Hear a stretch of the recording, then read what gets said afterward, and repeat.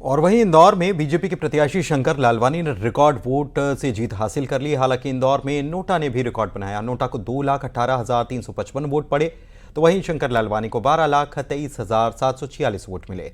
BJP के शंकर लालवानी ने कुल 11,75,092 वोट से ऐतिहासिक जीत दर्ज की। लालवानी से बात की हमारे सहयोगी ने। इंदौर के सांसद शंकर लालवानी जी इस वक्त हमारे साथ मौजूद हैं। बहुत बड़ी जीत हुई है और इस जीत को देश की सबसे बड़ी जीत मानी जा रही है। इंदौर ने एक नया रिकॉर्ड बनाया है। बड़ी जीत के लिए क्या कहेंगे? निश्चित तौर पे मोदी जी की विकास की नीतियां, मोदी जी की जीत है। हमारे पार्टी के नेतृत्व में के मार्गदर्शन में जिस प्रकार कार्यकर्ताओं ने पसीना बहाया, उसकी जीत है। और इंदौर की एक देवतुल्य जनता की जीत है, इंदौर की जीत है। 11,75,092 वोट से आप ये चुनाव जीते हैं। श्रेय किसे देना चाहेंगे? माननीय प्रधानमंत्री जी को, भारतीय जनता पार्टी को, विकास की नीतियों को, इंदौर की जनता को, इंदौर को। पिछला चुनाव कितने वोट से जीते थे आप? 5,46,000। सीधा डबल, दोगुनी हो गई। बिल्कुल।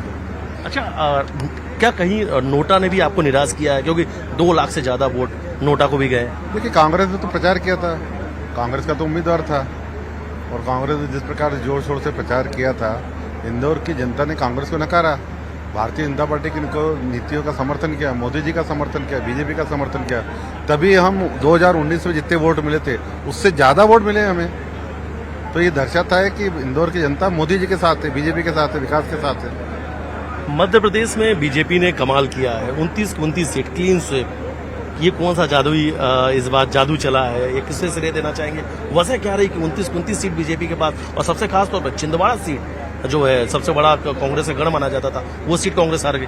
बिल्कुल, मोदी जी के नेतृत्व में जिस प्रकार मध्य प्रदेश के संगठन ने, पार्टी कार्यकर्ताओं ने और जनता ने साथ दिया, निश्चित तौर पे ये एक बड़ा उपहार है हमारे लिए कि वर्षों बाद छिंदवाड़ा हम जीते हैं। वर्षों बाद ईवीएम पर सवाल उठाने वाले कांग्रेस के वरिष्ठ नेता दिग्विजय सिंह चुनाव हार की तरफ है। देखिए, वो हमेशा जब भी हारते हैं तो इस प्रकार के प्रश्न उठाते हैं, और ये सब जानते हैं कि जब हारते हैं तो इस प्रकार की बात करते हैं। जनता भारतीय जनता पार्टी के साथ है, विकास के साथ है, मोदी जी के साथ है। एक अंतिम सवाल, एनडीए जो है 300 के आसपास है। यूपी में जिस तरीके से परिणाम सामने आया, कहीं ना कहीं निराश किया। कहाँ कुछ चूक लगता है आपको? कहाँ कुछ चूक हो गई?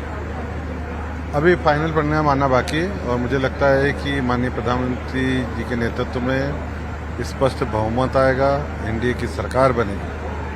इंदौर ने एक नया कीर्तिमान रचा है, सबसे बड़ी जीत का। इंदौर के सांसद शंकर लालवानी थे हमारे साथ। उन्होंने कहा है कि ये बड़ी जीत जो है वो प्रधानमंत्री मोदी के नेतृत्व के वजह से। वीडियो जर्नलिस्ट अगले साथ मिथिलेश गुप्ता, न्यूज 18 इंदौर। एनडीए की जीत के बाद केंद्रीय उड्डयन मंत्री ज्योतिरादित्य सिंधिया ने कहा कि हमने मिलकर बीजेपी का परचम लहराया है। हृदय की गहराइयों से एक एक सेनापतियों को दिल से धन्यवाद देता हूं। कहा कि हमने एक साथ मिलकर ये युद्ध लड़ा है।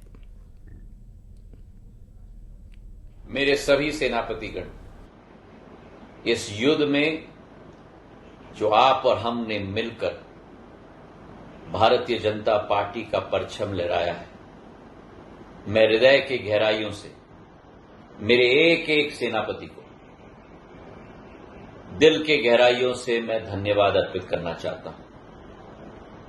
हमने सब साथ मिलकर ये युद्ध लड़ा है, और ये मैं आपको विश्वास दिलाना चाहता हूं कि जीवन के अंतिम क्षण तक आप मेरे हो, मेरे परिवार के जन हो, मैं आपका हूं और सदैव आपका ही रहूंगा।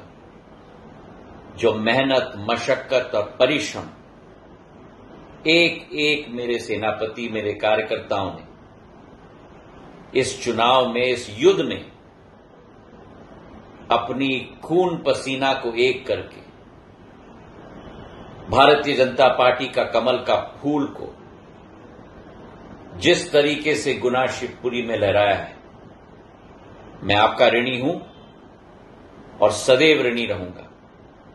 आप सबका दिल की गहराइयों से बहुत बहुत धन्यवाद। और